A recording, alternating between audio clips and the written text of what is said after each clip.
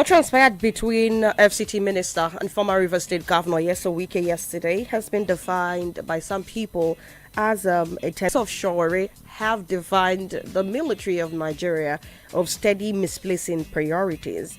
And of course, the defense headquarters has made a tweet with a picture that says it is an honor to serve in the Nigerian military, unshaken, unbent, unbroken. I am pretty sure you saw the video that trailed conversations yesterday, and of course, arguments are still ongoing. The Navy is quiet, by the way, and in Katsina State, local communities in Malum Fashi local government area, talking about Danjanku, Dantashi, and Doyin communities, have protested terrorist attacks in the communities. According to reports, 1 person died and 17 persons were kidnapped, despite an existing peace deal between the criminals and the government. Big questions: are we still negotiating and making deals with bandits? And we're hoping to stamp these people out someday.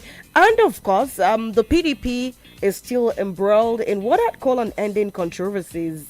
At this point, I'd say to PDP, Olembo Gabe. And of course, yesterday, House shut down plenary amid tension over budget. All of these we get to look at today's edition of the Polity. I am Chisom Chiniti. Good morning to you and welcome. Dr. Tony Olisa Mbeki is here to do justice to all of the matters on our desk. Good morning, Tony. Good morning, Chisom Chiniti. Good morning, Nigerians. Good morning, the good people of Southeast. Good morning, the Anambra. Good morning, the Onitsha. Good morning, in Dosumo. Good morning, everyone under the reach of our voice. We are back in our sanctuary, and we know that we are here by the mercy of God Almighty, who has made everything possible. And we praise Him and we glorify His name. And we are back to look at some of the developing stories. And I know many of you have been talking about some of them. But then we are going to do more job to break it down in a different perspective. So you're welcome. You're absolutely welcome. On our desk this morning, we have the Nation newspaper, we have the Guardian, Vanguard, and the Punch newspapers. And we're starting with the Nation. On the front page of the Nation newspaper, Why State Police is Inevitable by Uba Sani. This story is on page 5 of the Nation newspaper. And of course, capital gains tax for review, says Edu on page 4. Wike military officer clash over land on page 36. Eagles boycott training over unpaid bonuses on page 39.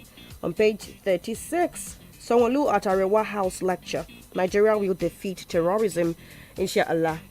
And on page 5, Jarigbe's defection takes APC to 76 senators. Customs intercepts 29.4 billion naira cocaine at Lagos port on page 34. On page 7, NUPRC to begin 2025 licensing round on December 1st. APC to Adeleke cut down on partying, focus on governance. The dancing senator on page 6. Convention, another court order throws PDP into disarray on page 4. The riders' judgment tomorrow in Lamido's Abuja case. Ibadan court to hear another suit today. 6 female defense ministry directors kidnapped on page 36. DSS arraigns man over coup call on page 34. On the Guardian newspaper, ambition, legal battle, stall PDP convention, threaten 2027 prospects on page 6. FG may suspend planned CGT over market concerns on page 3. Wike military officers feud over disputed FCT property on page 30. Amechi Ezekwesili ask Nigerians to hold politicians accountable, urge electoral system overhaul on page 3. The question is how? Nigerians have been asking for a lot of rejig to our constitution, to our electoral laws. How else do Nigerians hold them accountable? And of course, on page 4, Nigeria eyes 2.8 million barrels per day oil output as NUPRC begins licensing round. Okay. And beside that, you see the story, which is on page 3. Senate rebukes NNPC, rejects explanation on unaccounted 210 trillion naira. That's some huge sum there. Genocide. Nigerians urge Tinubu to go harder on terrorists and bloodshed. On page 6, NAFDAC outlaws production, sale of sachet alcoholic beverages on page 30. And let's see, how do we enforce this? We are already dealing with the proliferation. These products have, if I dare say, over 50% of what you have out there being the fake. A lot of rebagging and a lot of counterfeiting going on in that industry. But we hope that it's one thing to enforce, to place a ban. It's another thing to enforce that ban. FG moves to ban single-use plastic on page 4. Anxiety as investors lose 4.6 trillion naira in equities, single largest post-COVID daily loss on page 18.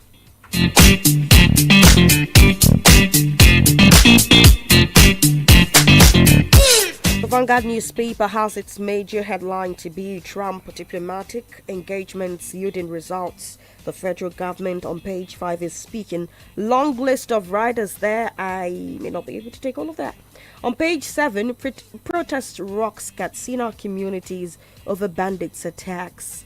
Edu alleges a review of capital gain tax to boost investor confidence on page 19. All set for editors conference in Abuja today on page 8. Tinubu's reforms winning north. On page 57, Badaru Anyim Arewa think tank. Wike, soldiers bicker over alleged land grabbing in Abuja on page 9.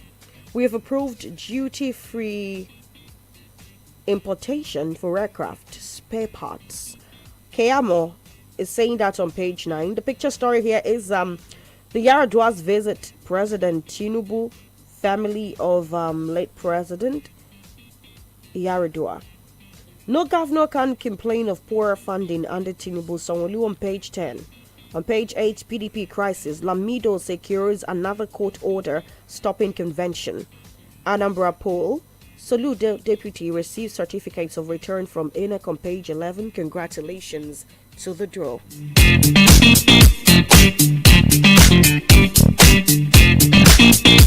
And on the Punch newspaper this morning, banner headline, House shuts down plenary amid tension over budget on page 2. The writer, over 45 bills report stalled, reps grumble over inadequate funding during tension closed door session. Nigeria's debt may hit 193 trillion naira with new loans on page 27. Only 44% of social benefits reach poor Nigerians. That's from the World Bank on page 27. We have often called on various platforms for the reevaluation of everything concerning our social benefiting net, our social safety net.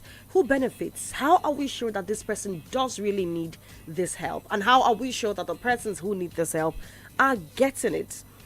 And PDP crisis. Lamido secures another court order stopping convention. Okay, now I have to take that back. The next story after the World Bank report is on page 14 on the front page of the Punch newspaper. Tinubu Governor Sultan Grace Editors Conference today. PDP crisis deepens as Abuja court holds convention on page 14. Tension as Wike soldiers clash over ex-naval chiefs land on page 12. NDLEA, US, UK unravel 338 billion naira global cocaine network on page 12. And on page 45, that's some sports story there. World Cup playoffs, Eagles boycott training over bonuses. Those are the stories you'd find, on the front page of the Punch newspaper. And indeed, we have read out the stories on the front pages of the 4 papers we sample every morning. We're going to go into the analysis proper at this point. And so we're going to be starting from whom Dr. Tony Olisa Mbeki, the governor of Anambra State, and his deputy received their certificate of return yesterday. What is your expectation? What do you have to say to the door? It's another 4 years of Anambra entrusting their votes, entrusting their future into the hands of Soludo and his deputy. And of course, you know how they say, to whom much is given, much is expected. Yes, I think yesterday we saw INEC acting promptly in issuing the certificate of return to the governor and his deputy. We have said it here oftentimes that we need to do what is expected So if you go by the provisions we have under our Electoral Act, it says that INEC has that responsibility to issue certificate of return within 14 days of declaration. So for INEC to have done that within some days, I think the declaration was made on Sunday and INEC did it on Tuesday. That's doing it within 48 hours or 2 days. That tells you that we can improve on so many things and hasten up. It's a good one, there is no doubt. But just like you said, what awakes the governor? He knows that the people have recruited him. And the people are the employer. He is the employee. He is answerable to the people. He is accountable to the people, to the Anambra. Those who voted him, who brought him into power, he is totally answerable to them. So he has to look at challenges and consolidate on the gains he has recorded and also widen the frontiers of development. I know there are communities who are begging for attention from the government. They have not had maybe the presence of government, as it were, in physical development within their community. There's so many communities in Anambra State. We have about 179 of them. And we know they have different challenges, different problems. There are those that have erosion, menace. There are those that have road challenges, water, education, healthcare. There are so many of these challenges. There are those that also need empowerment. Those living in an agrarian region, they need support, credit facility to enable them to do more, especially in the area of agriculture. So there are those who are into businesses who also need one support or the other for the business to grow as expected.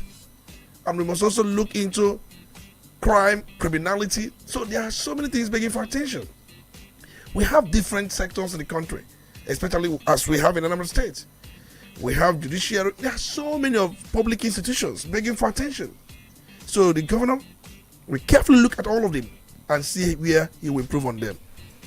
All right, absolutely. We look forward to a lot of improvement in things in Anambra State, presently housing the most erosion sites in the country. And also, we still have pockets of insecurity here and there. The roads are a call for serious concern. It's impressive what Governor is doing with the education sector and the health industry, but we hope that more is done. We appreciate the water project that has been spread across the state. I mean, now people just walk, around the street and there are taps randomly and you can just stop, to wash your hand, wash your legs. And if you're a traveler, probably get some water to drink. So we appreciate what he's done. I think it's one of the greatest things this government achieved. I can't remember the last time we had pipe-borne water. I remember when we were in primary school, when we were in secondary school, we used to have those things in those days. But gone are days when these things disappeared. And it took his efforts to bring back those memories for those of us who witnessed it when we did.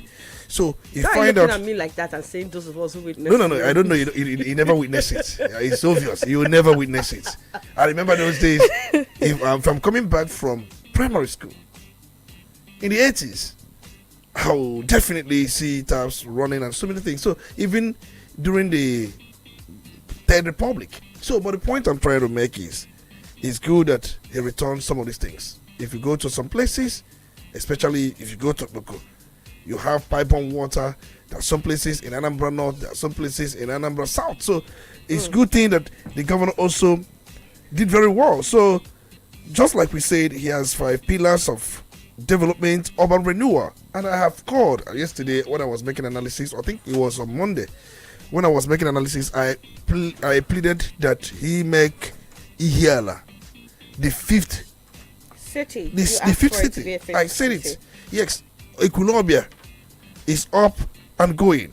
When Anambra was conceived, it was conceived on the threshold of 4 cities. But over time, Equilobia was neglected. And he has done something along that line. But some will say, oh, it's because he's from that very side and all that. They forgot that it had always been on the map that should be a city.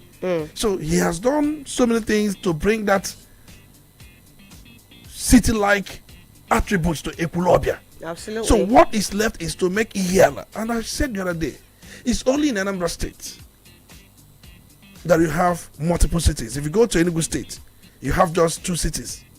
You have the Enugu Metropolitan and then Soka. These are the 2 cities. If you come to Abia State, you have 2. Umuahia and Aba. If you come to Imo State, you have just Owerri. And somehow, you add Olu. Yes, you add Olu. And there are people that also somehow smuggle Okigwe. But if you come to Ebonyi State, I guess you have Abakaliki as the only city there. So if you look around, you find out that it's only in Anambra State you have Nnewi, Awka, Onitsha, and now Ekwulobia. Absolutely. And now we are asking that he brings Ihiala, make Ihiala a city, so that people can easily live. There are those who may be having businesses in Oba. The electrical market, the pharmaceutical that will very soon go to Oba. They can reside in Ihiala. They don't necessarily need to be in Onitsha. The cluster too, it's going to reduce the cluster it's in going Onitsha, to reduce quite a lot of things. explosion. And these people can live there. You're going to have paved road, general hospital, flyovers, and pipe-borne water. Absolutely. But you see, you have all those things there. Malls, shopping malls, and then parks, even stadium. So we need those things to come down there so that you find out that Onitsha will be greatly discongested. So it is important he has set up his roadmap, and he talked about the railway, the railway that will connect these 4 cities. So in making such plan, also have Ihiala as part of that plan to stretch it to Ihiala. If he can provide rail intra-state rail networks in 4 years, he will be the greatest ever. Okay. Greatest ever. So it is in fact it is before him now to take the mandate of the people in a way that history, posterity will forever remember him. As you spoke about Okoko, and this is also my cue to remind the governor, hopefully he's listening, that Okoko Community Secondary School needs his urgent intervention. The last time I was there, it was a sorry sight. The governor has done a lot, and the most beautiful part of what he's done is the free education part of it.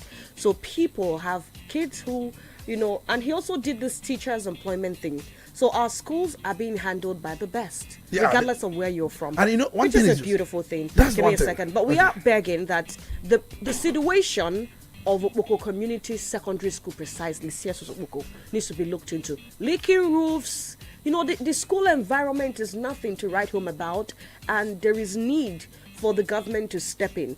The fences are dwarf-like, easy for criminals to penetrate. All right. The last time I checked in there, I realized that the fans in the facility we are taking down just as this term started. And when you ask questions, they tell you insecurity. The fences are low, and once everybody goes home, these people come and they go in there to wreak havoc. The same thing happens with the primary school there. The last time I was there, they complained of vandals coming in through the ceiling and even going as far as dismembering the seats that the government has given them. They will throw the plank aside and cut the metals away. And so I think the government needs to not just provide these facilities, but providing security for these institutions and also making the environment secure enough. I think that's one of the things that must be looked into, because we are talking about consolidating the gains. Mm-hmm. And since you've made mention of that Oboko area, the schools now, very important. They have brand new general hospital. They also need to have their schools rehabilitated. And I know very well that I could remember I did my primary school in one of the schools there many years back. I think it should be Oboko 2, or if I can remember then. I did my primary school there. So it tells you so much about the school, and that school has produced quite a number of people. When you've not had likes of schools in Awada or we around here in Onitsha, those days majority of these schools are clustered around that area, and before you know it, it has produced so many people. So I'm concerned about the rot of the vandals. And look at the second flyover that was put some years back. Before you know it, some vandals have gone there, started extracting, digging, removing one thing or the other. And it seems that these vandals usually have a field day in Oboko. It seems they usually have a field day in Oboko. They do a lot of things, and then the government, I know very well, should do something about that axis. Mostly public institutions in that area usually look decrepit, and these vandals will keep on taking everything from that very school. So they need to raise the fences in most of these schools, ensure protection of these very materials, these assets when put, because it is economic sabotage to put something in a place like schools and then some vandals will have free access to just take off those things. So there's need for protection, there's need for provision of these things, and we know very well that I would want schools in Okpoko to be one of the best in the state. Honestly speaking, I would want it. Schools in Okpoko to be one of the best. And that place, let me say this, that place has produced intellectuals, no doubt, as he has also produced rogues and vandals. Because those who go there, all they do is to smoke everything they can smoke. So, but that place, the institutions, there, especially the schools, they have done greatly by producing great intellectuals who had their formative years in that very place. So, it is one of the things we're calling on the government to also look into to make that schools to be much more better or better in every sense. Absolutely. And of course, we are moving away from Anambra State now, touchdown to Abuja, where we had a feud day yesterday. Of course, it was a very, very dramatic Tuesday in Abuja. I am going to play the audio clip, and then Tony, a lot of interpretations have come in, but you take a listen first. This is unprofessional. It's not professional. You can't be Mr.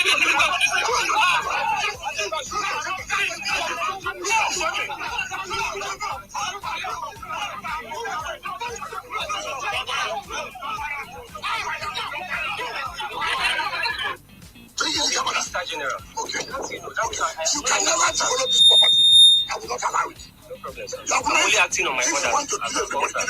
We will not kill you. You cannot. We will not. We will not allow you. You put your hands up. We will not. My friend, you see? What is that? You cannot shut me off. You cannot shut me off.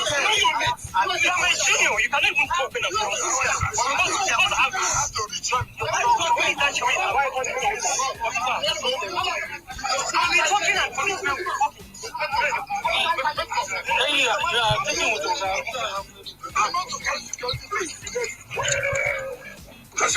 Nobody does that. We did not carry anybody. You might do that. We will not allow you and then for you to carry that. Sir, everything was applied legally. Will you stop that? I'm an officer. I have integrity. Shut up, you're not good officer. Will you get out? I will shut up. I was in school. You're not in school. Sir, you can't shut me up. Will you keep quiet? Let me be fool. I'm not a fool. I'm not a fool. You can shoot anybody like that. Sir, I'm not a fool. I am not a fool, sir. As at the time I graduated, you are primary school. I'm acting on order. Which order? Let me see. You will see whether you love me. Sir, you can't come here. I'm an officer. I'm not a fool. You are killing everybody. No, we are not killing anybody. We won't kill anybody, sir. We are acting on orders. So this was what played out at Gadua district yesterday, where former governor of Rivers State and now FCT minister Wike got into what some persons would prefer to refer to as an argument with some naval officers who were acting on orders, from what we gathered from the report, to, would I say, protect what was going on a parcel of land that the minister says was acquired illegally. The soldier went on to reply that it was not acquired illegally and he was acting on orders. And the minister went on to say stuff, talking about education, talking about him being a fool. And a lot of persons have given several interpretations to this. The Navy hasn't responded, by the way, but the Defense Headquarters made a tweet, and the picture says, "It is an honor to serve in the Nigerian military. Unshaken, unbent, unbroken." The soldier said, "I have integrity." And of course, a lot of interpretations have come in, like I said. The likes of Shawari think that the soldier actually should not have gone ahead to what I'd call now exchange words with Wike. According to him, it was some sort of indiscipline and they called it a misplacement of priority, according to Shore, on the part of soldiers who were on duty by an order from their superior, obviously, to protect what was going on there. But Esan Wike has a different opinion. We've often seen the Minister of the FCT, since he took over helm of affairs in that particular district, a lot of, I call it conflicts around land documentation and all of that have trailed his leadership of the FCT. So Tony, for starters, I'd like to know what you think about what transpired. How would you judge what happened? In fact, what transpired yesterday, for me, is a show of shame. Is a show of shame.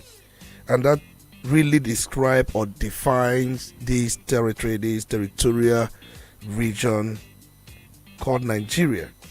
And I am aware that many Nigerians, one problem we have in this country is nobody is ready to look at the systemic failures we have in this country, but rather individuals who are piloting these systemic failures. And for me, it is very unbecoming. Very, very unbecoming, because if you look at what happened between Wike and Lieutenant Yerima, it is really, really appalling. Really appalling. On what side? You know, if you ask on one side, because I want to look at it from different angles. I have written a piece about this, I have written an article, and I have looked at some comments and commentators. They are all just towing one side. Nobody seems to be balanced. For the sake of the institution, everybody is just trying to either pour out one thing because you hate Wike or because you don't like the military. Where does it take us to? Let's be real. Let's be serious in this country. That clash between Wike and Yerima is deeply troubling and raises serious question about the proper limits of authority in a constitutional democracy. At the heart of the matter is a clear overreach. Military personnel who are constitutionally mandated to defend the nation were allegedly used to obstruct the lawful functions of government officials or protect a piece of land. And if you also look at the minister, he went overboard in his approach, in his conduct, unbecoming of a minister of the Federal Republic of Nigeria. There's no doubt. Let's be honest. I listened to Wike. He said that government officials, Federal Capital Development Authority, they had come there and the military chased them away. And he decided to come on his own to see things for himself. You got a report about what happened. You decided to come on your own to see things yourself. You did not come to see things yourself. You came to show power. Because if you had come to see things yourself, immediately you arrived there and saw that military personnel had taken over there. You know what to do. You use institutional channel to get them out there and possibly see to the prosecution of whoever that has sent them. It is a wrong deployment of personnel to guard a piece of land. It is totally wrong. It is outside their mandate. It is outside their function. It is outside their jurisdiction.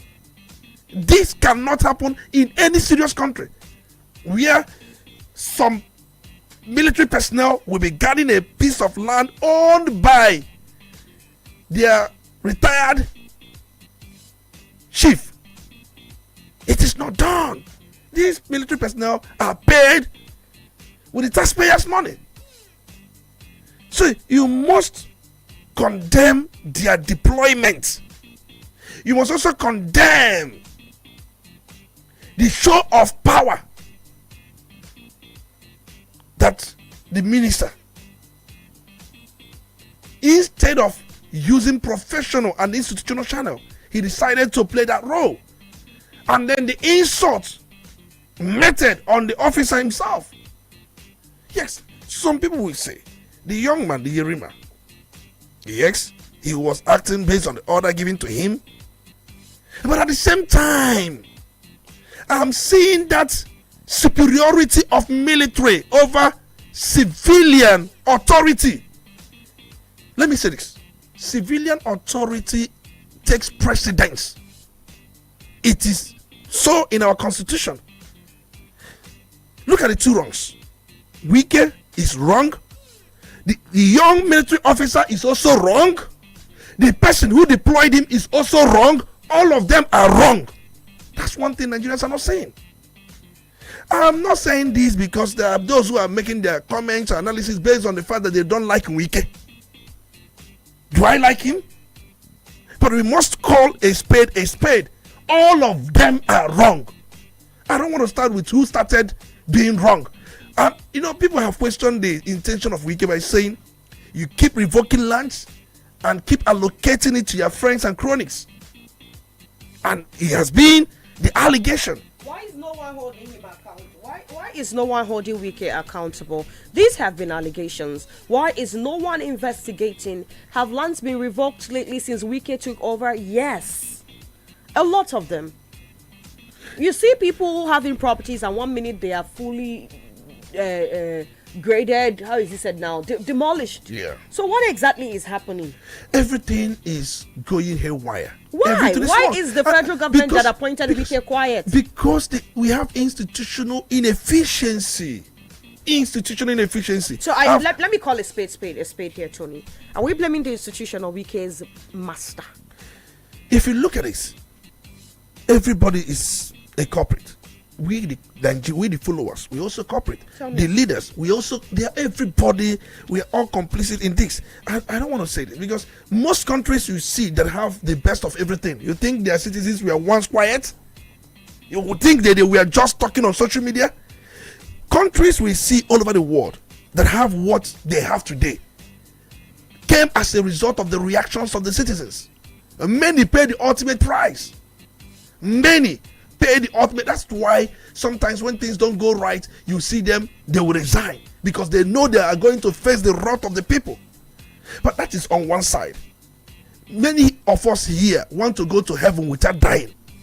How can you go to heaven without dying? And we see countries in Canada, countries in UK, I wish Nigeria is like this. Do you know what the forefathers did? Many of them perish for what they have today. But that's by the way. Now let's come back to the incident in view. Where did Wike go wrong? By personally enforcing whatever he was enforcing without taking institutional channels and the abuse he meted on that young officer. Very uncalled for. You don't just call somebody a fool, you a fool, this, that. I'm not a fool, sir. You a fool, you a big fool. It was needless. In fact, it was unnecessary. What impression are you trying to give anybody? That is one.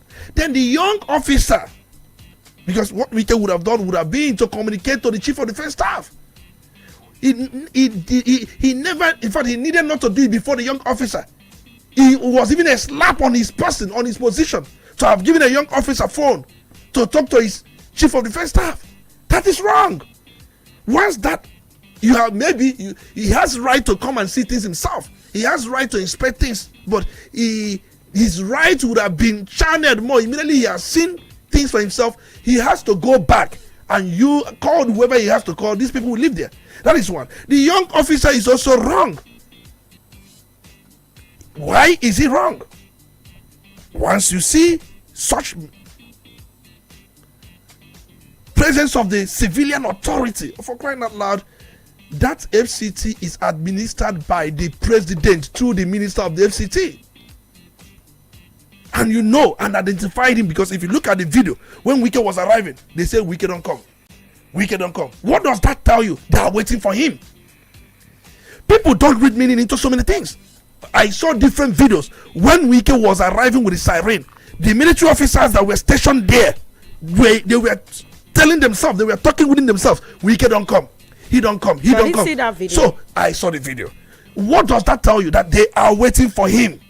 Now, when Wike arrived, you blocked the minister from having access to a piece of land That is what we call very unlawful obstruction.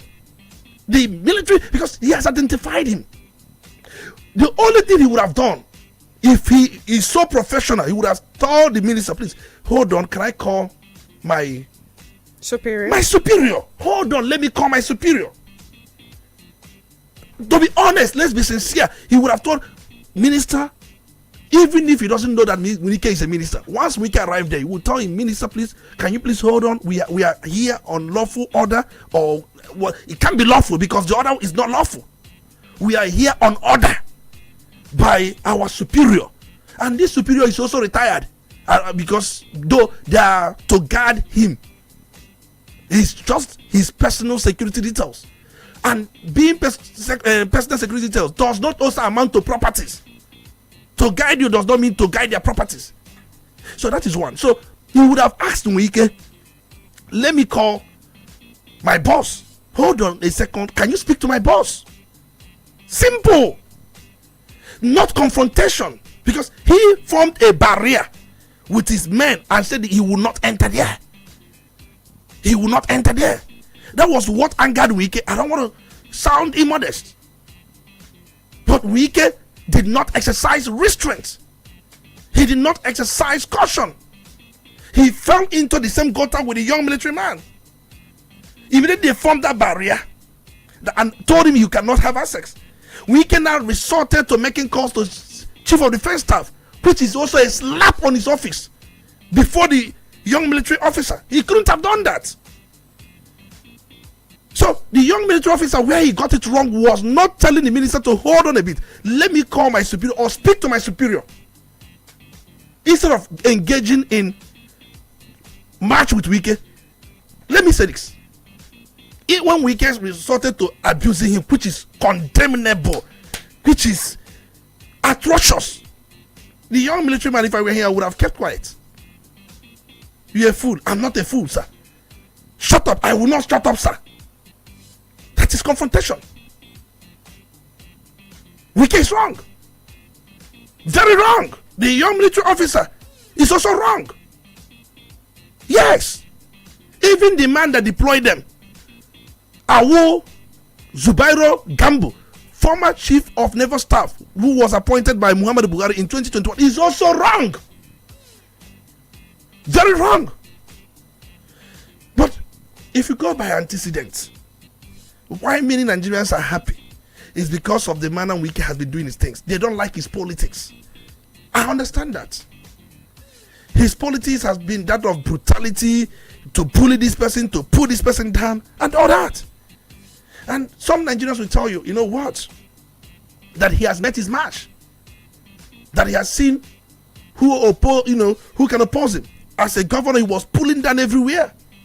As a minister, he's still doing the same thing. Then the allegation that he revokes this land and then hand them over to his cronies, his friends, and he said he would have handed them over to his enemies before. It tells you a lot. So for those who believe in tit for tat or this for that, they will tell you he has met his Waterloo. They support the young man, but we cannot glorify evil. I have always said, in a democratic setting, civilian authority takes precedence over military. Military is under. That is what they swore. That is what they swore. Military is under civilian authority. That is why it is democracy. And then I have listened to some arguments by all wrong. But another thing is, those who say that any man in uniform, I think it was Chidoke was saying, any man in uniform is representing the commander in chief. That's not true. Any man in uniform is representing the institution. That institution he belongs to. The young man is representing the institution of Navy. But the president is still the chief commander of the Federal Republic. And then being the commander in chief, you don't represent him. I want to ask you, does a student represent the principal? It's a big question. I don't know why people are coming up with all manner of things. Does a student represent the principal, or does a student in UNN represent the vice chancellor? Does a teacher represent the principal? A teacher can represent the principal if he's acting on the order of the principal, or the principal has delegated that function. And so I ask again, the revocations going on in the FCT on Wike's order, are they also on the order of the president? The president gave him that function, that role, that responsibility, and the president hasn't said that he's doing it wrongly. What Wike did yesterday, who did it? President Bola Tinubu did it. Wike is representing the president, who is administering FCT. The president, through who? The minister. So symbolically, Wike is representing the president. Until the president feels that he's not representing me well, he now calls him or remove him and put in another person who does representing well. Let's be real. The young officer was just challenging the president, but the president was being abusive. Yes, that is what it is. The president was being abusive on the young officer, and the young officer was challenging the president, because Wike, as far as that confrontation is concerned, is representing the president, who has delegated him to act on his behalf as far as FCT is concerned. Whether he does it rightly or wrongly, if whatever Wike does, who do you believe? Who do you blame? The president. Okay. Whatever Wike does get wrong, who takes responsibility? The president, so because he appointed him. All parties involved in that conflict yesterday are wrong. Completely we are waiting wrong. for the Navy to sanction Yerima. Navy has not spoken. No, Navy hasn't said anything. When they were contacted, they said no comment, no reply. Well, that's what they said. The defense headquarters said it is an honor to serve in the military. They did not link it to that. But then it could when you look at the time of the post, don't you think it's unbent, unshaken? Let me say this thing. We want statement directly linked to these incidents that happened yesterday. Absolutely. And then that is why the Navy said no comment. Many journalists have contacted them. So for them to ditch our statement, what happened yesterday, said no comment. But let's say this. It is an affront, because an average military man sees Nigerians as a bloody civilian. Have we forgotten that one? They see Nigerians as a bloody people you are supposed to protect. And I've said it many times, you do not leave your primary responsibility, honestly speaking. And then I would want Mr. President going forward to call Wike to order. Yes, this representation does not fit the kind of representation he would have expected from Wike. Mr. President should call Wike to order. You don't run abuse on anybody. You are not the Lord of the manor. You are not the Lord and Savior. That is one. Then I would also want the military to investigate the Gambo Zubairu that made such deployment. The young man that uttered those works, that confrontation, possibly there's need for him to be given proper orientation to also know that military is under civilian authority. Yes, under civilian authority. That's what military should be. You don't engage yourself in a match with a civilian authority, because simply ask that authority, can you speak to my boss? All right, we need to go attend to some commercials. When we come back, the PDP would be next on our desk. So all parties from what happened yesterday were wrong, but like you said, the minister of the FCT needs to be called to order. I mean, it's been this show of I run the town and no one can say no. It's a good thing to actually run the show, but you run the show fairly. Yeah. You don't run the show trampling on people, stepping on people's toes. And for the records, that's not saying explicitly that what he was fighting for yesterday was improper.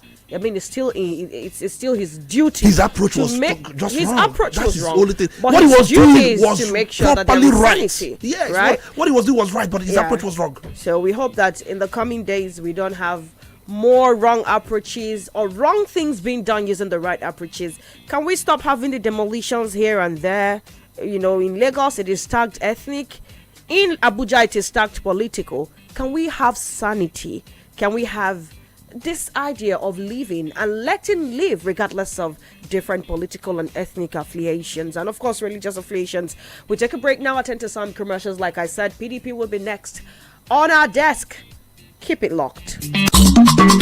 You're listening to Udala Radio 104.7 FM. Seriously authentic.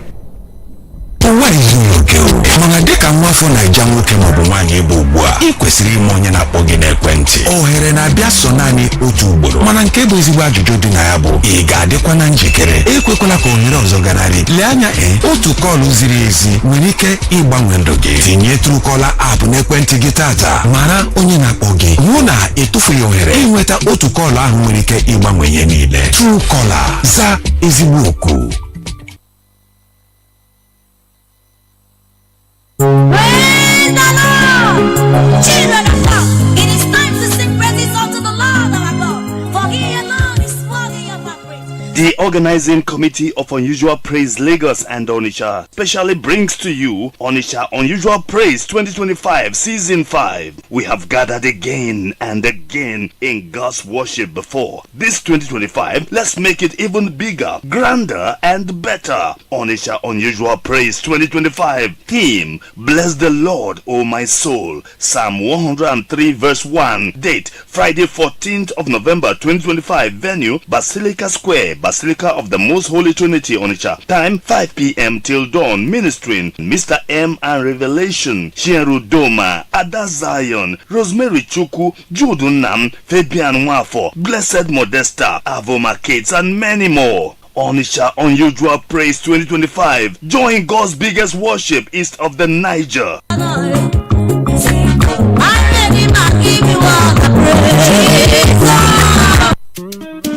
There is one real estate called Higher Ground. Higher Ground Estate Limited is a real estate company with a difference, working together as a community and growing together like one family. We have land in all the eastern states of Nigeria, Ala Igbo, Okasi Delta State, Ebo Torute. Higher Ground Estate Limited ne fi sa nanya ime acquire properties. And in Nigeria Jeru ne semene. We have two titles when you come to documentation. 1. Registered survey plan. 2. Deed of conveyance. Higher Ground is a good place to invest, for we have a high level of return on investment, ROI. We also do land banking and estate management. Our head office is located at number 59 Orifite Street, Awada Obosi, and number 5 Frank Omare Street, opposite High Court, GRA, Asaba Delta State. You can call us on 0806 373 4641. Higher Ground Estate Limited, going higher every day.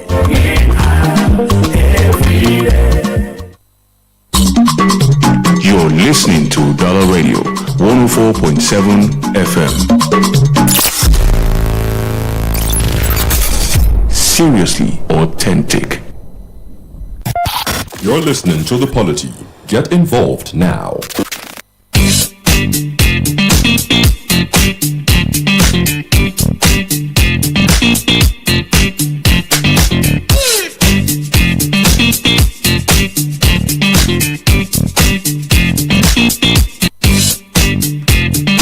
Still the Polity on Udala Radio 104.7 FM, and of course we're heading over to the People's Democratic Party PDP, where the infighting has eventually led to what Ayo Fayoshe described as the death of the party yesterday night. Of course, yesterday the PDP was banned from having that convention by a federal high court in Abuja. This is following a court order that was, would I say, cancelled by another court order, and then this court order. Now, this has actually thrown the party into chaos. Yesterday, a high court in Ibadan ended up saying that the PDP is not allowed to have this convention. And at the end of the day, the question will be, what is the future of the PDP, especially when there are people who still believe that the PDP will survive all of this? I think every party is expected to, restructure things with conventions. Now, how do you start to restructure things when that singular event that should bring about the restructuring is being fought, Johnny? As I was just about saying, every party to this issue is just trying to be smart by trying to see any loophole they will leverage to get what they want. So you can understand that 3 high courts have come into this matter. It is that lawlessness we are talking about. We are lawless. Nigeria is a lawless country. And that's why what happened yesterday in Abuja happened. And that is why what is going on in PDP is also lawlessness. Everybody believes that I can get my way, I can have it this way, I can do it this way. Everybody is an authority. Everybody. In a country where another, I don't know why things are beginning or taking this shape. Where are we heading to? And if you look at this cause, they have coordinate jurisdiction. Let's start from that legal angle of this. The same power. This one will give his own. This one will give his own. The other one, it means that are these orders being purchased? Do they buy it? But one has given judgment, meaning that he entertained the other party, like the Federal High Court headed by Justice James Omotosho. I'm aware he gave judgment and ordered PDP to comply with his constitution. But people have asked, do you think the Federal High Court even have jurisdiction over that? Because Supreme Court will always tell you it's their party activities. Let them deal with it. But for the fact that judgment has come, no matter how wrong the judgment is, it must be vacated. So where do you go to vacate it? The appeal court. Not running to another court of coordinate jurisdiction to give you a conflicting order where you will rely on what you want to do. I think they are not going to appeal court. Everybody is going to any high court. They know they can purchase or they can procure any order or judgment. So we have two problems here: purchase and procurement of judgment. I think this is what the legal principle calls res judicata. That's a Latin word for a matter already judged. And so what we have here is people within the party taking matters already judged back to different courts. And I ask a question. Outside the locations of these courts, talk about Abuja, talk about Ibadan, they are still the same courts, right? And like you mentioned, only an appeal court can hear a case on a matter that has been judged already, which, like the name says, appeal. That means you're appealing those judgments, not taking it to a similar court. And so first, why would a judge who supposedly should know how things are done, legal principles, right, sit and judge a matter that has been judged, knowing fully well that he or she does not have a right to do that? That's one fundamental problem we have had. Issue of jurisdiction, and most courts do confer onto itself jurisdiction, even when issue of jurisdiction is being questioned. But most times they have been advised that once issue of jurisdiction is entered and possibly taken to an appeal court, you halt everything until that is decided. But in this case, we've seen what is going on, and it's also the same week again who is also on this. That's why many Nigerians don't like his type of politics. And if you look at those who are with him, they are fighting everything possible to prevent PDP from holding their convention that may signal their rebirth from grave, because they know very well they are right now in the grave. So they are doing everything possible to see if they can get anything out of it. But Wike, acting on a scripted template, and has decided to make sure that the undertakers maybe cover the grave with the sand so that they don't have any survival chance. So that is why they are doing what they are doing, knowing very well that the system is somehow a failure or inefficiencies in the system that which they are exploiting. So if you look at it, you went to get a judgment from Federal High Courts, and you are not interested in exercising patience. If the other side, if they go on to have that convention, you file for contempt. Their approach is to make sure that the convention does not hold by any chance. If they are a respecter of law, as they claim, what they could have done is, you have a judgment, right, and that judgment is not appealed. And if the other side allow them, if they go on to do that convention, what do you think will happen? You file contempt, go back to the same court, and the same court we have every right to get those people involved imprisoned. but they are not thinking in that light. What they are concerned with, that convention must not hold. That is one. Then the Oyo State High Court, just like I said yesterday, that also has given ex parte order. And for that court, probably, just like I said yesterday, is an ex parte. And the order will not affect the convention, because the convention will hold on 15th of November. But the order, they will be hearing on 14th. So they are not even waiting to see if the court will reverse the order based on the fact that it has given ex parte, the one that can only expire, but they are not leaving anything to chance.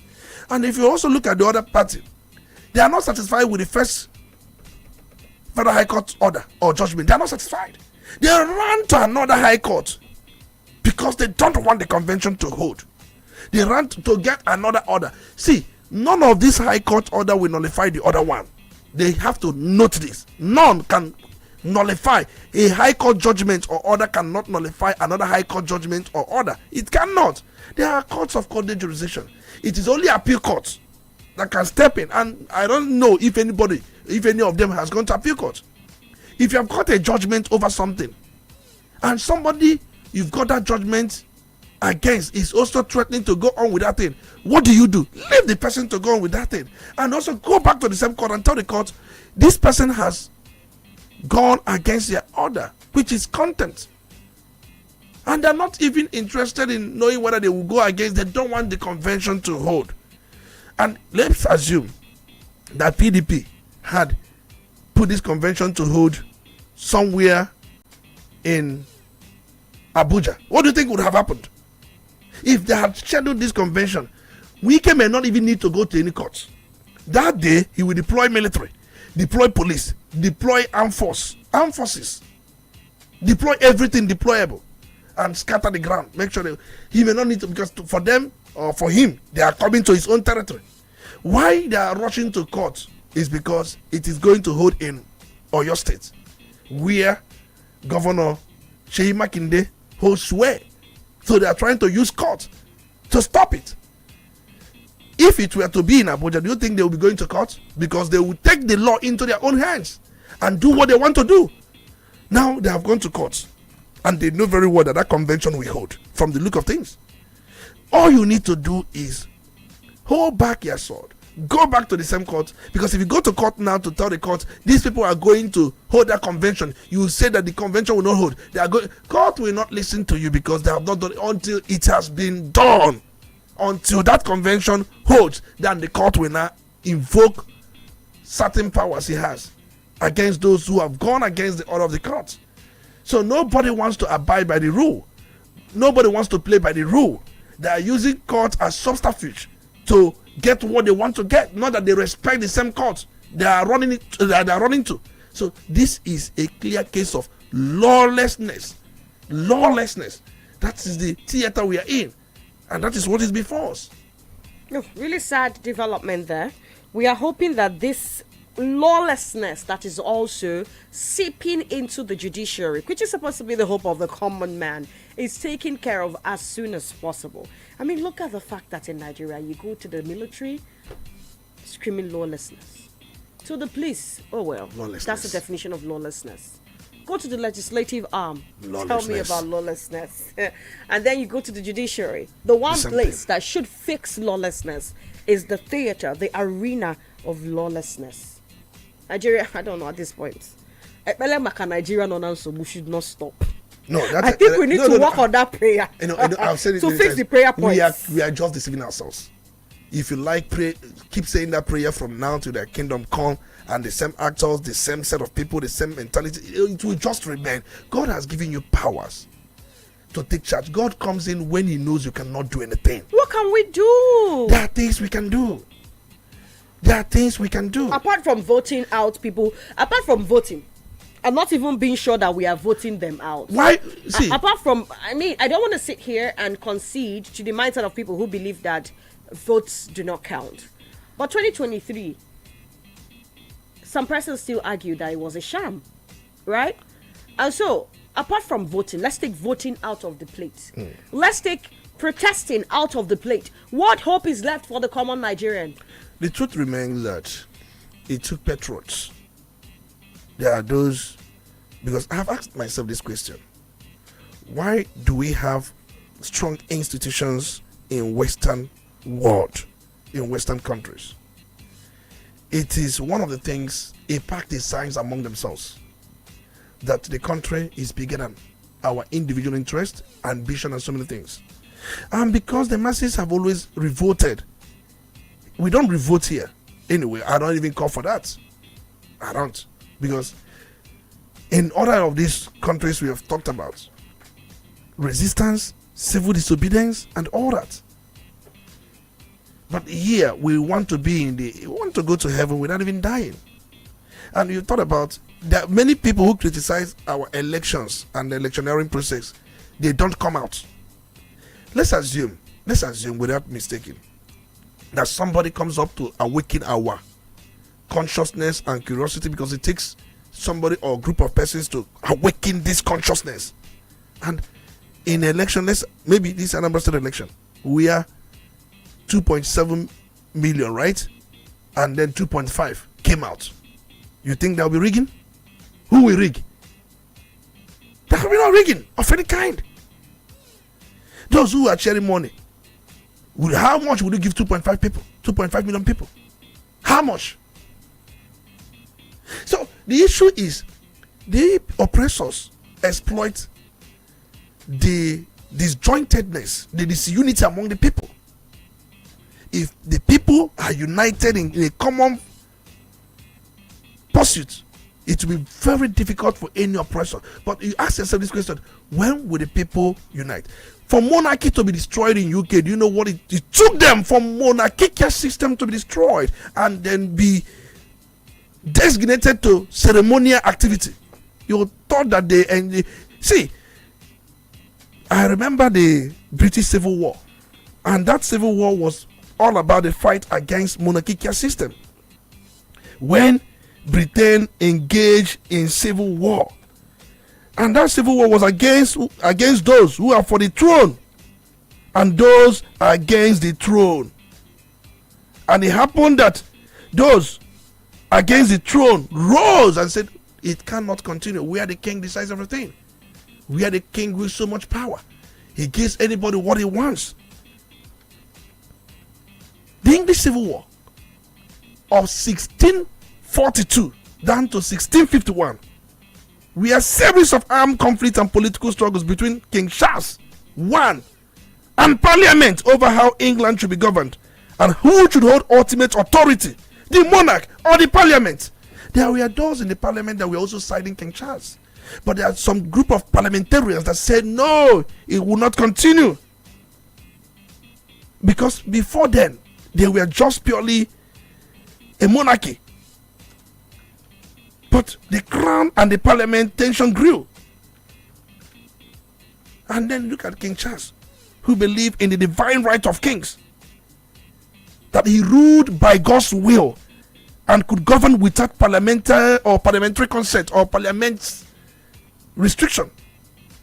But Parliament, however, insisted on limiting royal power, especially regarding taxations and religious control. So that was how they fought that war, and then make sure that they relegated the throne control to ceremonial, that people should be the one that will vote and bring those that will take charge of their own affairs. You can't be a monarch.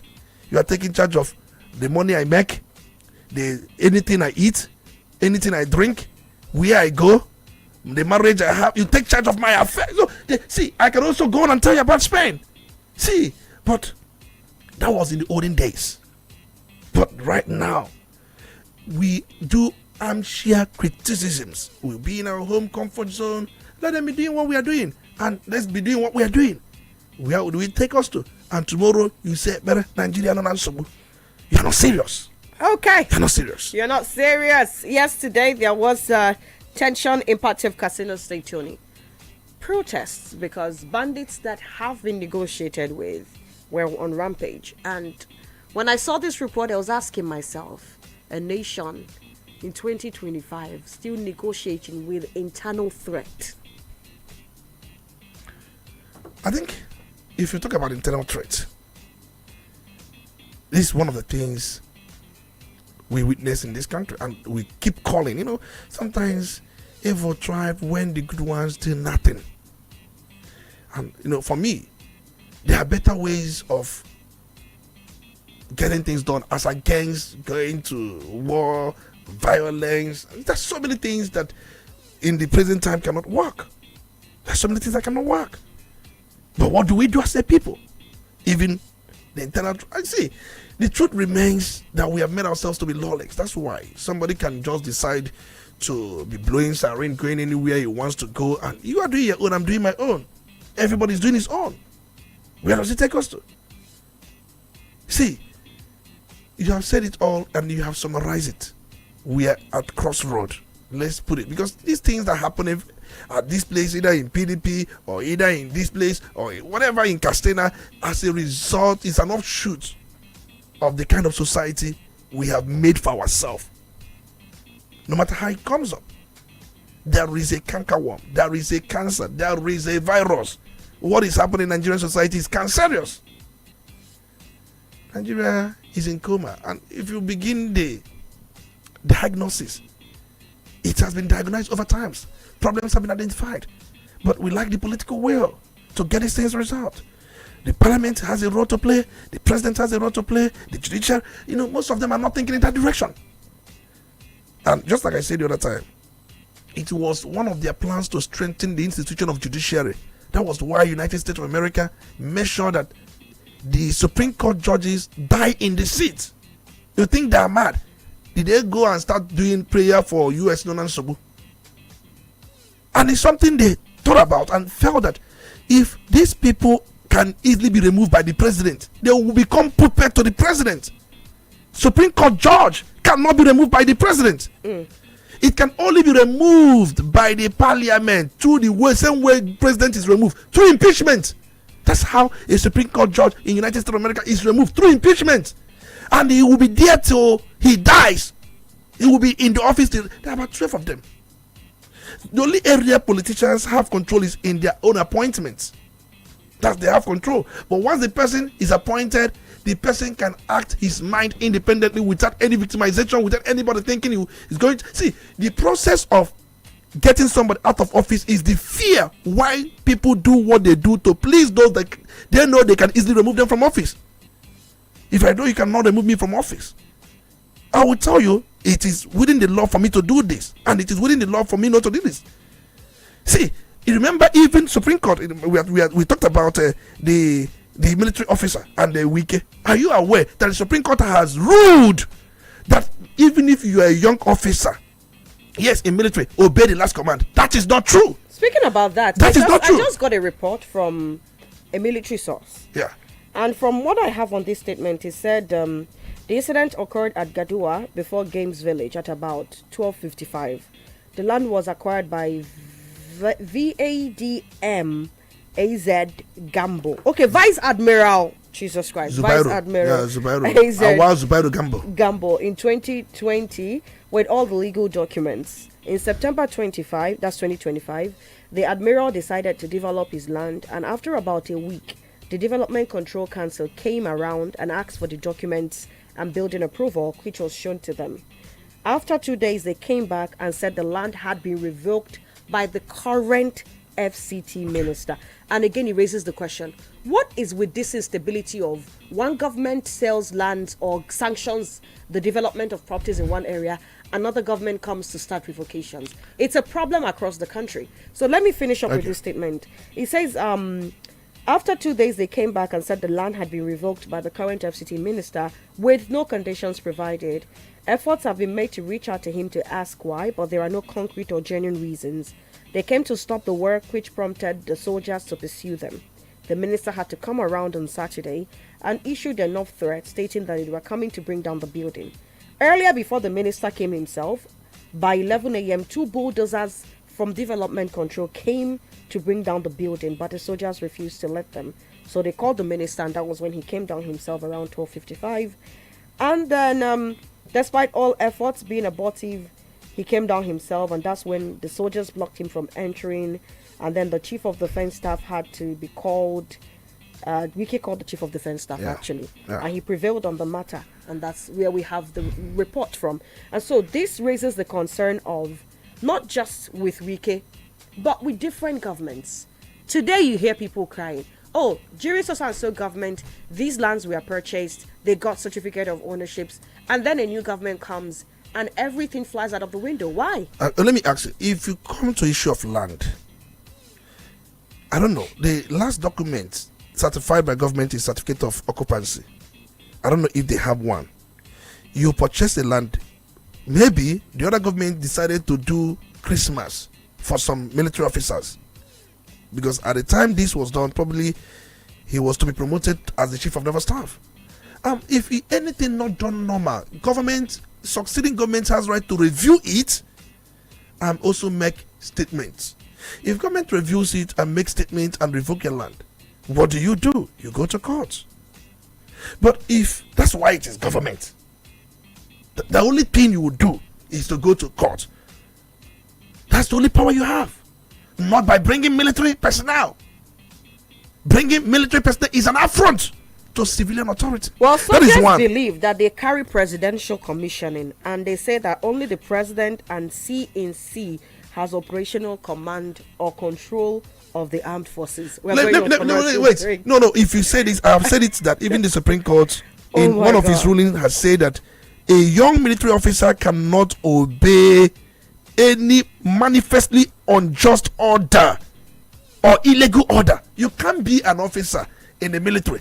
Your superior gives you illegal order, manifestly unjust order, which you are aware, and you say you're obeying. How do you think? It's not done. How sure are you he's aware that there is an unjust order? But what that's makes this order unjust? Because if by all sense of legality, you just stated it yourself that if one government gives a C of O, it means that government is a continuum, right? And so if a government gives a C of O and then you come back to revoke it, please tell the people why. You have to. Are you telling us that this is because it's on waterways? It's on government development? I remember. I'm not holding brief. Tell us why. I'm not holding brief. Wike has revoked so many lands, and we been giving reasons? Some of them are on national dailies. And if you look at the reasons, they have not paid certain duties, they have not paid certain fines. And the last one I saw was where some landowners were given, I think, 14 days to pay a particular fee. I think that fee is fee of 5 million for one. I have seen national dailies bearing some of these things. I've seen national dailies. So I don't know what happened in this case. I can't really hold brief for this. But I've seen dailies where they publish that if you're a land title holder over this, over that in so area, come and pay so fine because there is something going on, a review. See, these things happen. But if you decided not to do your own and possibly government comes in, you deploy military personnel, it is wrong. Just like I've said, Wike manner of approach is totally wrong, and I have condemned it. And I also said that the young military man has no right under any law to block his access into that land. It's more like blocking the access of the president. And then Wike cannot give him order because he's not a military person. The only person he can take order from is that his superior. He can't take order. He cannot take order from. If you say that Wike is representing the president, then Wike can give him order. No. Because the only person that he answers to is the president or the CNC. Representation must be contextualized. He's representing the president on the issue of FCT, not in everything. Okay. When I say representing the president, I don't mean he's representing the president in everything. No. The person who is representing the president in issue of military is the Minister of Defense. He's the one representing the president in that affair. But Wike is representing the president in the affairs of the FCT. So that's why I said the young military man could have called Wike, please, can you speak to my boss? Can you? Because the young military man feels that what he's doing was right. He said, we have the legal documents. We have that this land was acquired legally.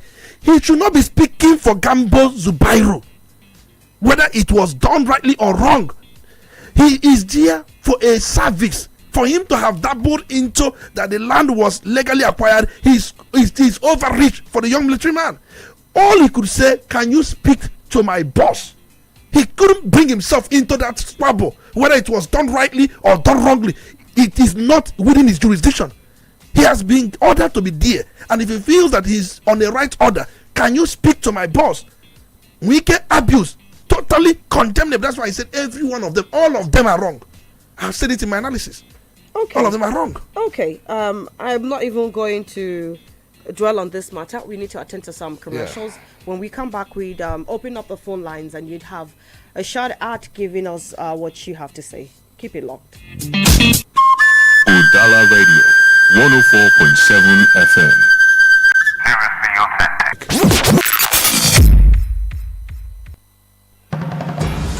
Are you tired of living with pain, stress, or sleepless nights? It is time to experience true healing the natural way at Dr. Lilong Wellness Center. At Dr. Lilong Wellness Center, we combine traditional Chinese medicine (TCM), physiotherapy, and massage therapy to help your body heal, relax, and recover naturally. Whether it is stroke, arthritis, insomnia, prostatitis, or high cholesterol, our expert therapists are here to guide you towards a healthier, pain-free life. From full body massage to sub-health therapy, we bring balance and vitality back to your system because at Dr. Lilong Wellness Center, your wellness is our priority. Visit us today at number 18 Angel Toby Street, Toby's bus stop opposite Church Gate Pharmacy, Maryland Estate, Oyolo 33, or call 0806 075 2900.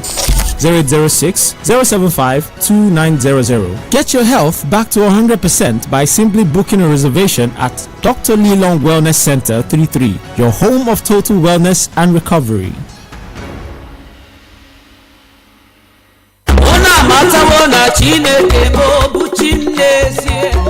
ndị be anyị oge ahụ akara aka erukwala n'ọzọ ndị otu na-achịkọba Unusual Praise na Lagos nakwa Onitsha na-ewetakwara gị Onitsha Unusual Praise 2025 agba nke ise. Isiokwu ya bụ mkpụrụ obi m to dị nwenu m abụọma isi nke 103 amaokwu nke mbụ dịka anyị si gbakọbue n'afọ ndị gara aga ito Chineke n'afọ abụ 2025 anyị niile ga-agbakọkwa ọzọ n'ụzọ pụrụ iche wee too Chineke nke ukwuu. Ọ ga-adị ụbọchị Friday abalị 14 nke ọnwa Novemba afọ abụ 2025 n'ogige Basilica Square, Basilica of the Most Holy Trinity Onitsha, bido n'elekere 5 nke uhuruchi wee ruwe na chi ọbụbọ. Ndị egwu Chineke dị iche iche dịka Mr. M and Revelation, Chinyere Udoma, Ada Zion, Rosemary Chukwu, Jude Nnam, Fabian Nwafọ, Blessed Modesta, Aboma Kiss nakwa ọtụtụ ndị ọzọ ga-anọ ebe ahụ. Sohere anyị ka anyị niile too Chineke.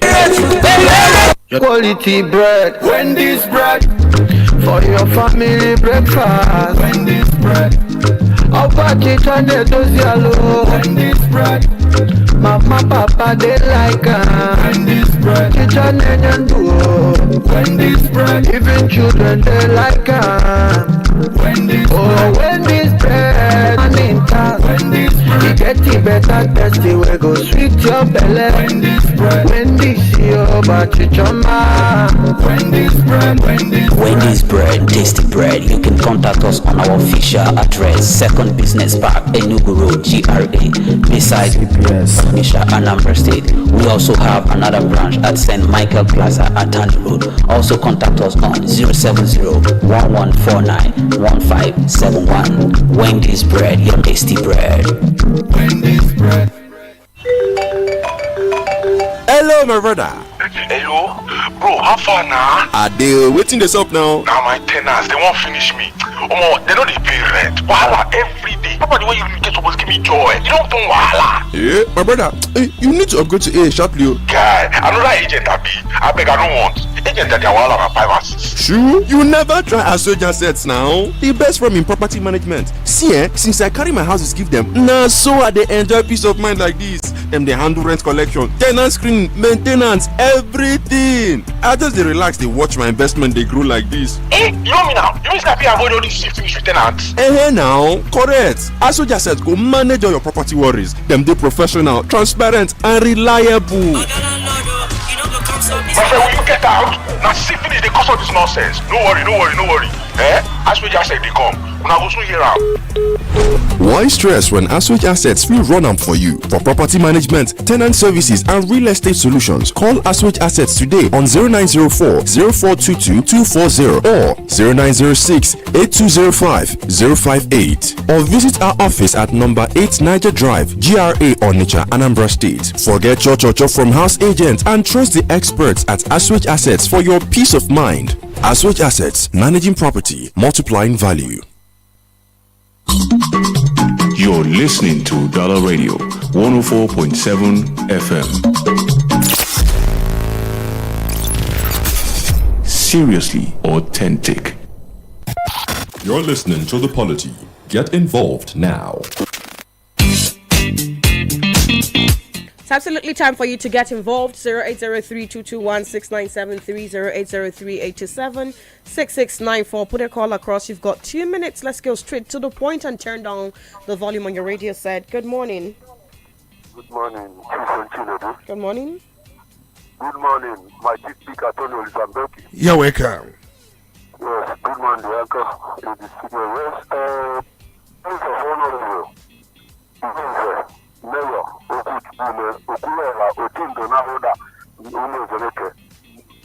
Go ahead, Can please. I go on? Yes, please.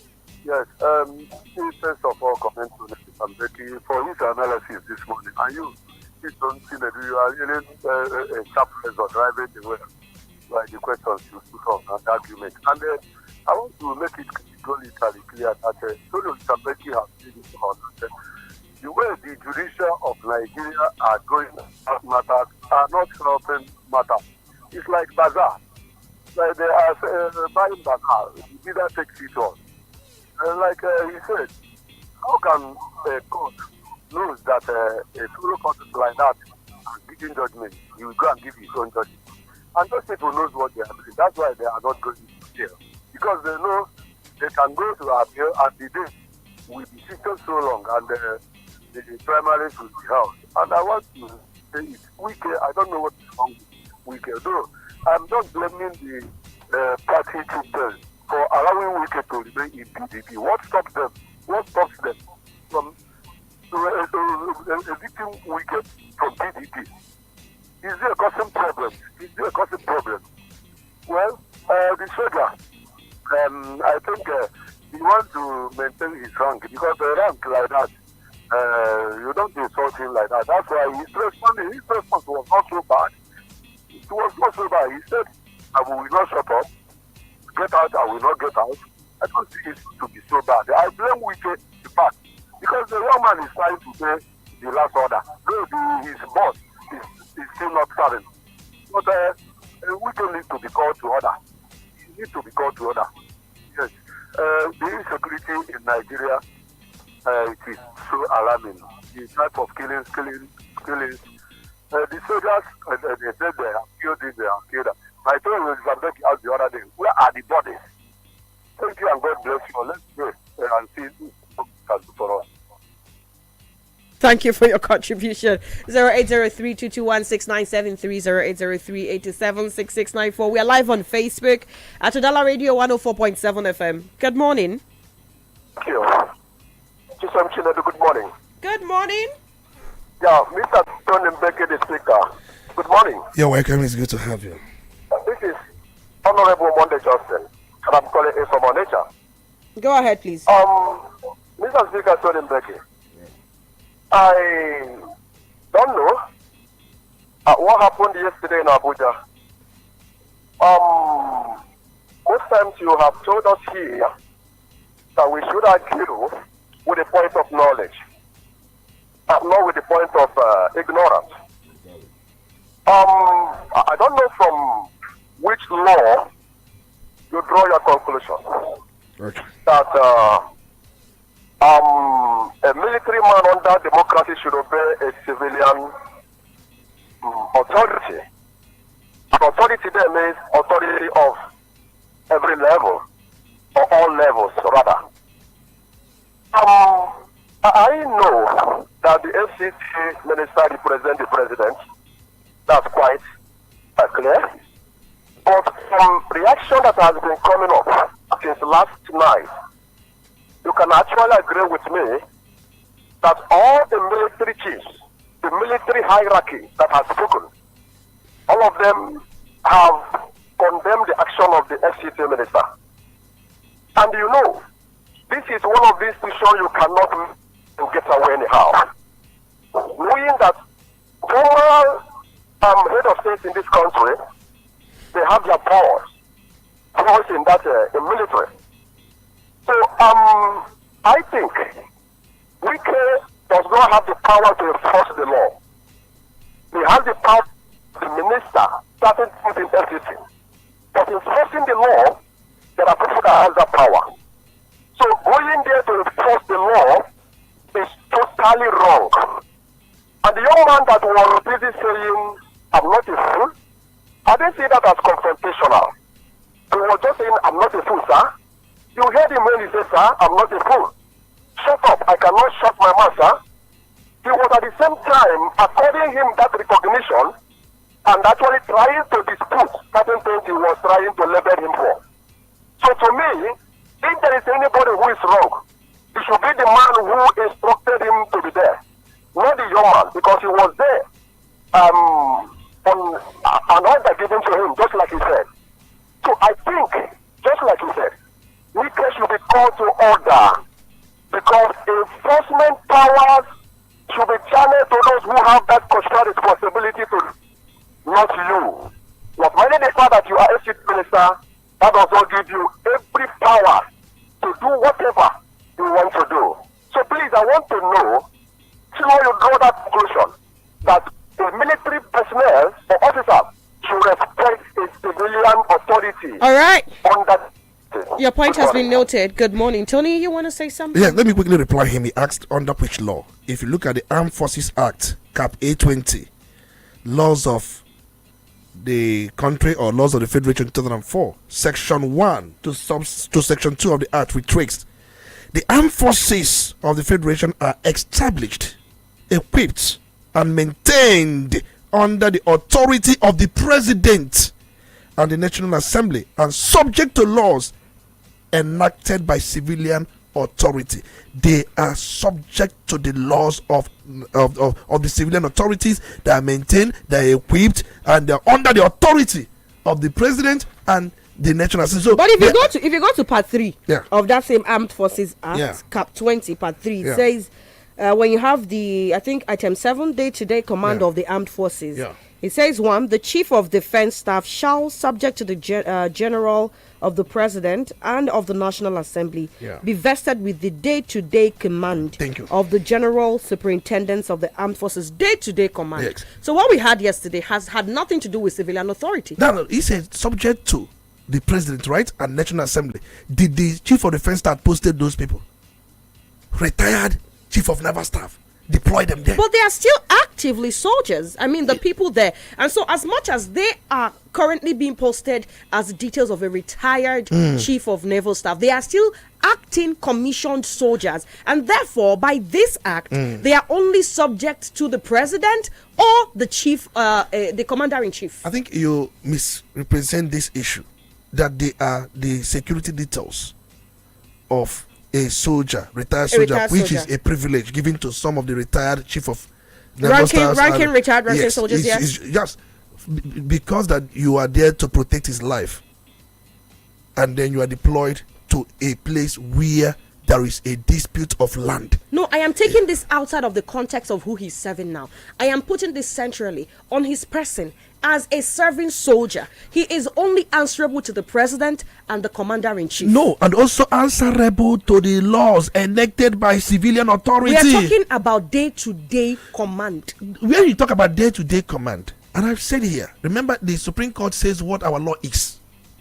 And Supreme Court has said that if you, and let me quote the very judgment, maybe, you know, whatever you have, Supreme Court has a way of telling you what your law is, and whatever the Supreme Court says. You pull is, that no. Okay. Look at in a ruling Onunze against the state in 2003, and then Nigerian Air Force against James in 2002, which the Supreme Court clearly states that military officers are not bound to obey illegal and manifestly unjust orders from their commanders. That's Supreme Court. What's the guarantee that order yesterday was illegal? No, if what you look makes that order illegal? Now, because this judgment is dwelling on illegal orders. What makes it illegal is such deployment is illegal. To deploy somebody who's to maybe protect your life, you deploy it to a property, is illegal. Pure illegal. Most times we have forgotten the role of military. There are deployments. Most times if you have a dispute, you go and call a soldier. It's illegal. If you have problem with somebody, you go and call a soldier. It is illegal. If you want to move around, you need escort. You go and call a soldier to give you. It's illegal. But the military put these people in charge of like a former soldier, right? Yeah. And last I checked, they put them in charge, and so this person can actually deploy them. No, they put them in charge does not mean it's more like asking, why wouldn't the same chief of naval staff ask them to go into his kitchen and be cooking for them? So it is still part of the duty. Let him go into his kitchen, cook for him. Let them watch his cars. It's part of the duty. See, you don't put them into such kind of duties. They are there to protect you does not mean you can use them the way you want. So depending on how you want to use them, to the extent of how you want to use them becomes either right or wrong. Let's get back to the phone lines. Good morning. Good morning. Yes, good morning. Tommy, good morning to you and Olisa Mbeki. You're welcome. Thanks. My location is calling from Onitsha. Go ahead, please. Well, to a certain extent, I will disagree with Mr. Speaker. Yeah. You see those guys there, whether they are on illegal mission or not, they are representing the institution. So long as they are wearing their camouflage there, whether they were sent illegal, those guys, it is not their concern because their duty is to obey the last order. Mr. Speaker, do you know that they may not be aware that it was the next retired Navy that sent them on that mission? They may not be aware. It may be the serving order that sent them on that mission. In as much as some of them may know what they are going for. But so long as they are wearing that uniform there, they are representing Nigeria. If they are committing anything, the institution will be hold responsible. Let me conclude. That's what I say now. Now, see, if those guys, maybe this thing that they are doing now, happening maybe in nearby countries, what they will say is that Nigerian military did this. Exactly. You understand? And who will be hold responsible is Mr. President. Now, it is great for Mr. President to come and say that I did not send them all, but they have the deed has been done. So to me, those guys are part of, they are representative of Mr. President there. And when you are blaming, you will not blame those guys fully, in as much as they are obeying their organ. Where I will blame those guys is for answering them, as in trying to describe what you don't know concerning the issue of the land. Okay. It is left for the owner of the land to describe how he got the land and whatever that happened. Your own is to do what we are sent there to do. Nobody should enter. Even we can do. Okay, I have to let you go. We are totally out of time. This is taking longer than expected. Good morning. Just enlightened. Yes, good morning. I am Badmus Onoha. Badmus, do this in a minute. Please go ahead. Good. I want to correct an impression here. They are not only to protect the life of the person they are sending to, they are also there to protect his property. So Tony was saying to protect his life. They are not only there to protect his life. So they won't just stay idle and watch me attack the general or attack the properties of the general. And when you ask, they say, oh, we are only sent to protect the general's life and not his property. So they were there to protect both his life and his property. Okay, thank you. I have to let you go, Badmus. Let's head over to Facebook. I'd have to apologize ahead of time. I can't take all of these comments, right? So I'll take what I can. And I'll be very brief with interpreting your opinions. Ichia Billions, he said that the clash between Wike and the Navy personnel poses danger to national security. Situations like this can undermine discipline within the armed forces and create unnecessary tension between civilians and security institutions. And the entire armed forces of Nigeria and the specific officer involved must tender an apology to the president as the commander-in-chief. Okay. And Udokama Shedrak, I want to say that Wike started crossing his boundaries when he thought that his say is final, and again, know that the presidency is giving everyone the power to disobey anyone that they can by their own action, ranging from court to... Okay, I'm going to stop there. Emmanuel Nonso Umugwoke said, the gallant soldier did what he was supposed to do because Wike did not behave like a father. Can Wike call his son foolish? Can Wike call his son all kinds of bad names because of the office he's occupying? If Wike is mature enough, he should have called the superior power who placed the gallant soldier there inside his car before stepping down to act like... I'm not going to take that word. I won't use that word. Okay. Henry Obiekwe, he says, Tony, I'm not going to take that comment, Henry, but you mean to say that a land that was allocated to a general in court, knowing fully well, once a general is about to retire, a land must be allocated to him in any choice part of the state, part of benefits of retirement. So are you saying that they shouldn't protect such property for you to refer to it as a civil matter? I don't get. Michael said Wike is talking about lawful. Did Wike do unlawful things? Because it's now back on him. He started shouting lawful. Oh, okay. Ariza Bartholomew says a judge should not give two judgments over one case. It's either A is wrong or B is wrong. The two should not be wrong at the same time. The excesses of Wike can only be contained by people who have courage like Yerima. No matter how highly placed an individual may be, process, protocol, and boundaries should be respected at all times. Chinwuba Ume says that I want to ask a question on the issue of our constitution in Nigeria between soldier and civilians. Who do you think our constitution gives right to act as they like and go scot-free? As for me, Nigeria needs a new face of rules. John Ngbe, he says, I applaud your brief comment on the battle against the monarchy in Britain. I am of the opinion that Ndigbo should review the monarchy in Igbo land.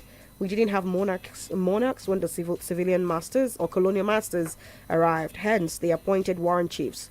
Why should Anambra State have 177, or is it 77 monarchs? How many monarchs do we have in Anambra State? Imo has over 600, Kano about 44 local governments, just one monarch. Do we really need these monarchs in Igbo land? Tony, big ups. Christian Onyedika says, Tony, you haven't... Okay, I'm sorry, I'm not going to oblige you. Henry Elu says, if you're looking for what is wrong with authority and power in our country, you just witnessed what happened when an irresistible force meets an immovable object yesterday. At this point, man, let's round it off. Last comments. I'm going to take this last one. Celestine John Paul, he says, the excesses of Nyesom Wike is becoming very unbearable. He should focus on how to address the issue of him being declared as a most wanted man in the world by America. Excuse me, where's that coming from? I don't know. Okay. I think just like you said, most problem we have is ability to listen very well. I condemned everything Wike did, and I said he could have used institutional channels. And some people want me to say that the young man did very well. He didn't do very well. He went into the land matter issue, telling the Wike that it was properly acquired, and went further to block Wike's way, formed a barrier, access. And even in military, they are always told that you are under civilian authority. Anybody who had lived in the barracks knows this. Whenever they are being dispatched, they are told you are under civilian authority. And I've said that Wike, for either good or bad, represent the president. And then for the fact that he has come there on that representation, you don't block him. That is where I faulted the young man. And also getting into the land issue by talking about how it was acquired or not acquired. So, my brothers, let's learn for this. You can't see American soldier on a piece of land. You cannot see American soldier walking around the street with a camouflage, trying to look for who to intimidate. Can we emulate other countries and see how these countries do their things? Let's not be localized. Let's not be. I want our military to be as professional as US military, as UK military, not into petty issues. That's the kind of Nigeria I want, not the kind of one I'm seeing now. None of them has slapped me or done anything bad to me against those who are saying maybe this has happened. Wicked approach is totally wrong. You don't have right to rent abuse on anybody. Thank you, Tony, for your wonderful analysis. Thank you for your calls and your contribution. We take down the curtain on today's edition of the Polity. Definitely.